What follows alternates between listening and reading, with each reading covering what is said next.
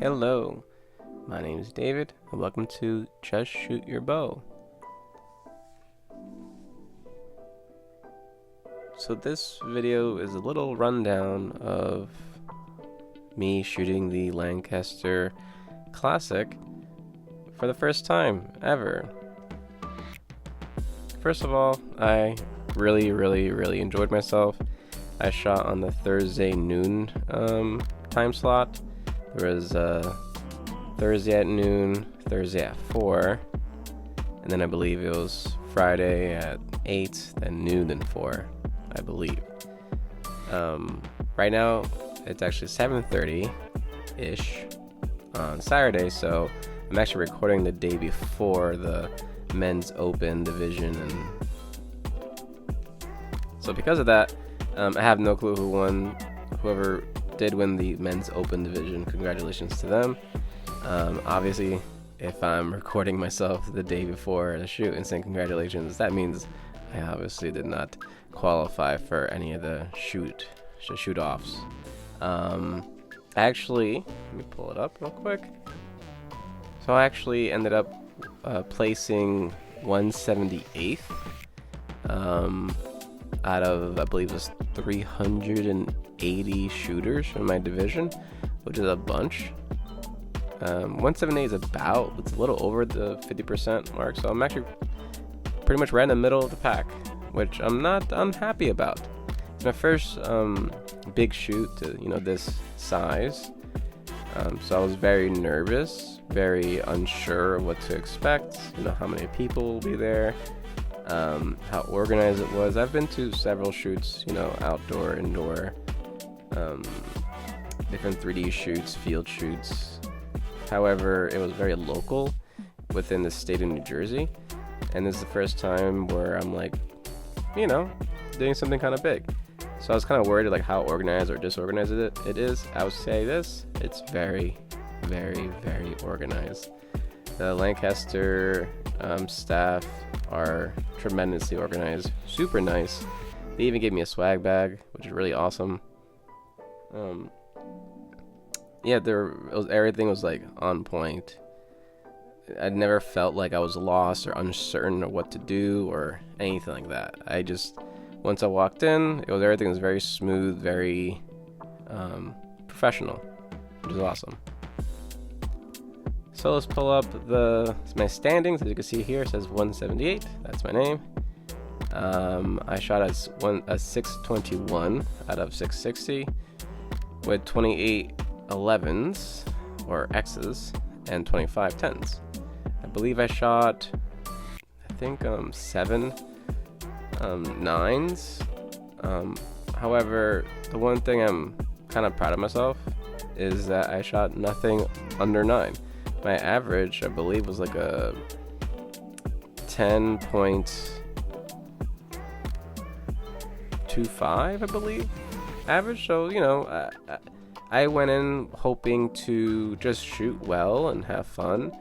And I did have a number in my head. The number in my head to really, jump over was 600, which is actually a fairly low bar, but I didn't want to put too much pressure on myself. But at the same time, I wanted a number I wanted to reach and or surpass. And pulling up the actual scorecard, it wasn't until the third end where I actually hit a 9. I think once I hit that first 9, and I was hoping my last 9, it was not my last 9. I think my nerves kind of left me. I just sort of, alright, I got that 9, and move on. And then the next end, the fourth end, the person 2 spaces or 2 slots away from me shooting, their arrow fell out of their bow and clanged on the floor, and that really jarred me.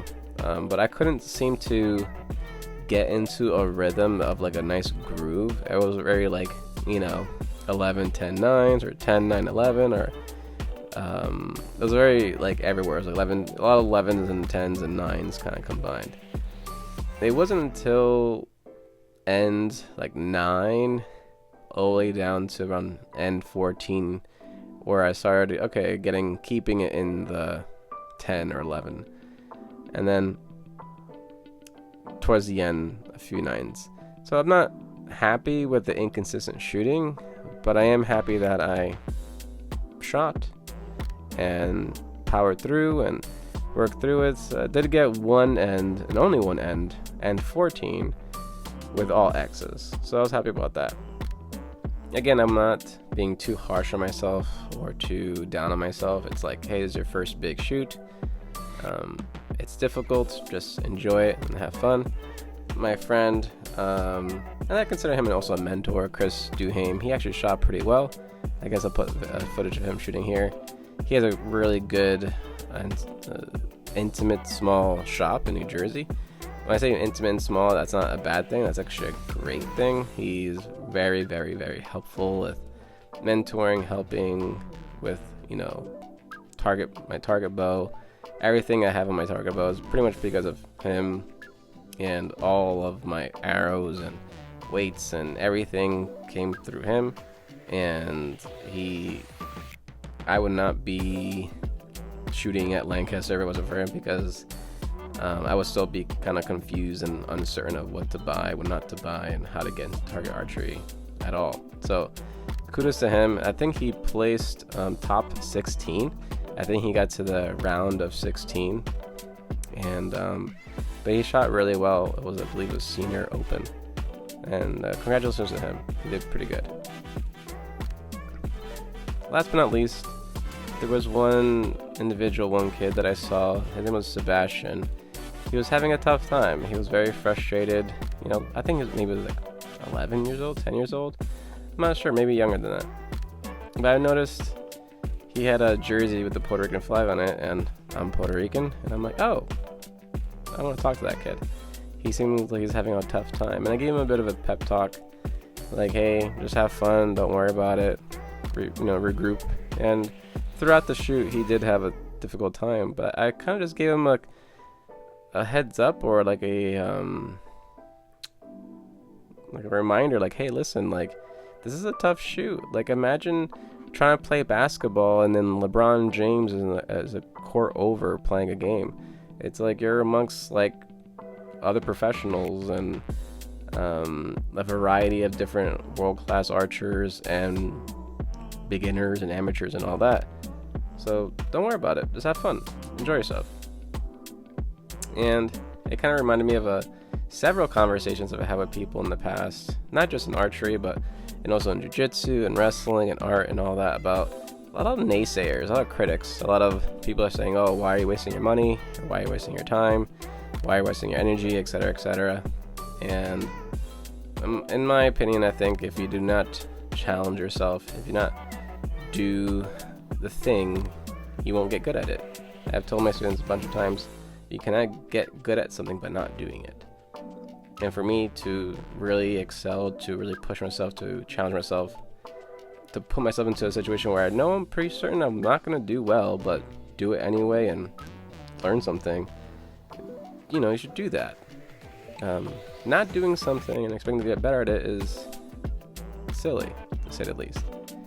But I wish I had this quote in mind when speaking with Sebastian, but I guess I'll put it up here. It's The Man in the Arena. I don't know if you guys are familiar with that, by Theodore Roosevelt. I think I'll, just to kind of conclude this video, I'll probably read it. And it goes like this.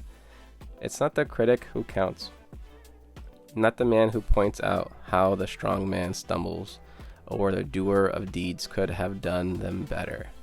The credit belongs to the man who's actually in the arena, whose face is marred by dust and sweat and blood, who strives valiantly, who errs, who comes short again and again, who spends himself in a worthy cause, who at the best knows in the end the triumph of high achievement, and who at the worst, if he fails, at least fails, while daring greatly, so that his place shall never be with those cold and timid souls, who neither know victory nor defeat.